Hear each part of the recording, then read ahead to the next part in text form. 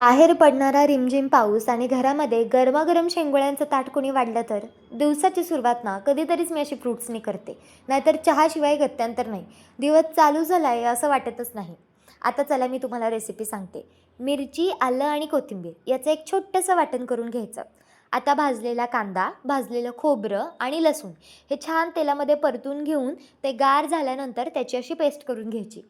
लक्षात घ्या, याच्यामध्ये कांदा, टोमॅटो बाकीची कोणतीच जिन्नसं जात नाहीत. फक्त ह्या वाटणावरती त्या भाजीचा स्वाद डिपेंड असतो. आता माझ्याकडे तर शेंगोळ्यांचं पीठ होतं. तुमच्याकडे जर नसेल, तर अर्धा वाटी गव्हाचं पीठ आणि अर्धा वाटी डाळीचं पीठ असं करून ते पीठ मळून घ्या.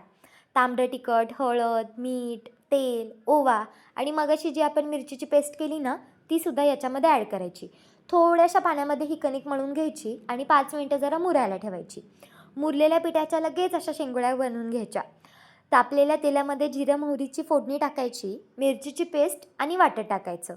पूर्ण याचा खेळ वाटणावरती डिपेंड आहे. त्याच्यामुळे वाटण छान परतून घ्या. दुसरं असं एक्स्ट्राचं ह्याच्यामध्ये काही टाकावंच लागत नाही. तुम्हाला जर वाटलंच तर थोडासा मटण मसाला जो असतो सुहानाचा तो ॲड करा. वेगळीच चव येते ह्याला. उकळतच पाणी टाकायचं. अजिबातसुद्धा गार पाणी याच्यामध्ये ॲड करायचं नाही. कोथिंबीर आणि चवीनुसार मीठ टाकून थोडंसं वरतून तेलसुद्धा आणि तांबडं तिखट टाकायचं. उकळत्या रश्श्यामध्ये ह्या तयार केलेल्या शेंगोळ्या टाकायच्या. जेमतेम 5 मिनिटं लागतात ह्या शिजायला.